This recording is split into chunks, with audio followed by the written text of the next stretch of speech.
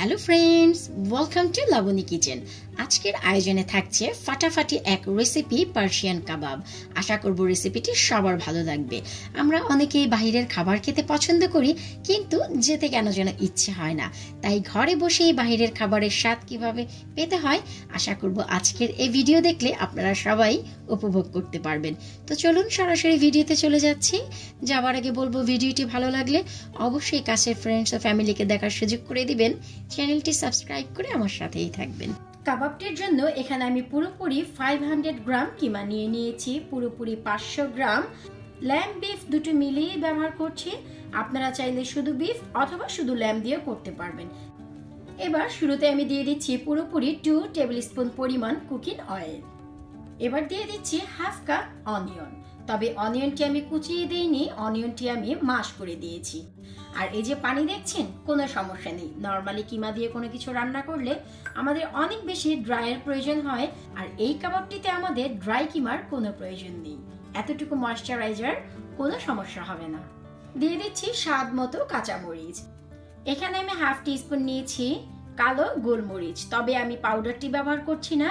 1 teaspoon নিয়ে নিয়েছি crush chilli, half teaspoon salt, লবণ নিয়েছি আধা চা চামচ, হাফ টিস্পুন টারমারিক পাউডার, আধা চামচ নিয়েছি হলুদের গুঁড়া, 1 টিস্পুন গরম মশলার পাউডার, 1 চামচ নিয়েছি আমি গরম মশলার গুঁড়া, কর্নফ্লাওর এখানে আমি নিয়েছি 1 টেবিল স্পুন কর্নফ্লাওর।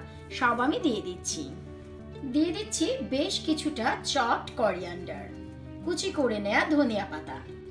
এবার এই সম্পূর্ণ মিশ্রণটি খুবই ভালো করে কিমার সাথে মাখিয়ে নিতে হবে। মিশ্রণটি সম্পূর্ণ মেখে নেওয়া হয়ে গেছে।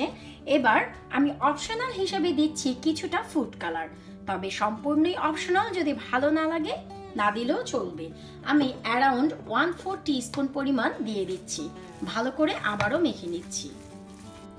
মিশ্রণটি যখনই রেডি হয়ে যাবে তখন আমরা এইরকম একটি ফ্ল্যাট পাত্রে নিয়ে নিব। এবার আমাদের আর তেমন কিছু করার নেই। এই যে মিশ্রণটি আছে, হাতের সাহায্যে সম্পূর্ণ পাত্রে আমরা এভাবে করে বিছিয়ে দিব।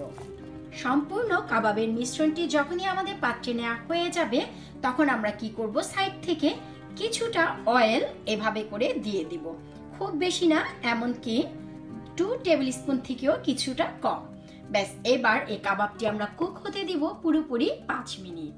কাবাবটি যখন 5 মিনিটের মতন হয়ে আসবে তখন অনেকটা স্টেবল হয়ে যাবে। ঠিক তখনই আমরা কি করব, কাবাবের শেপ দিয়ে নেব। আর আমরা সবাই জানি পার্সিয়ান কাবাবের যে সাইজগুলো তা হচ্ছে লম্বাটে। এবার আমরা যে কাজটি করব তা হচ্ছে খুবই আলতো করে এই কাবাবগুলো পাল্টে দিতে হবে। ঠিক এমন করে আমাদের কাবাবগুলো সব পাল্টে নেওয়া হয়ে গেছে। আমি একটু দেখিয়ে দিচ্ছি, দারুণভাবে দুলছে। এবার আমরা কি করব, একটি কভার দিয়ে ঢেকে রান্না করব পুরোপুরি 3 মিনিট। পুরোপুরি 3 মিনিট হয়ে গেলে আমরা আবার কি করব, ঠিক সাবধানভাবে আবারও একটু পাল্টে দেব। আবারও আমি কভার দিয়ে ঢেকে রান্না করব আরো 3 মিনিট। আমাদের কাবাবটি সম্পূর্ণ ডান হয়ে গেছে। এবার আমরা সার্ভ করার জন্য নামিয়ে নিব। আমাদের দারুণ স্বাদের পার্সিয়ান কাবাব একেবারেই রেডি। আমরা যদি ঘরে বসেই হোটেলের স্বাদে পার্সিয়ান কাবাব খেতে পারি তবে কি আর আমাদের হোটেলে যাওয়ার কোনো প্রয়োজন আছে? আমি একটু দেখাচ্ছি এর ভেতরটি কত বেশি মুলায়েম হয়েছে এবং কত ওয়েল ডান ভাবে কুক হয়েছে। আর এই কাবাবটি এত বেশি টেস্ট যে আপনারা না বানিয়ে খেলে মোটেও বুঝবেন না। আশা করব আজকে এই পার্সিয়ান কাবাবের ভিডিও আপনাদের একটি হলেও ভালো লাগবে। যারা এখনো পর্যন্ত ট্রাই করেননি, প্লিজ একবার এভাবে ট্রাই করুন। দেখবেন হোটেলে না গিয়ে সবাই ভেজাল মুক্ত খাবার ঘরেই খেতে যাবে।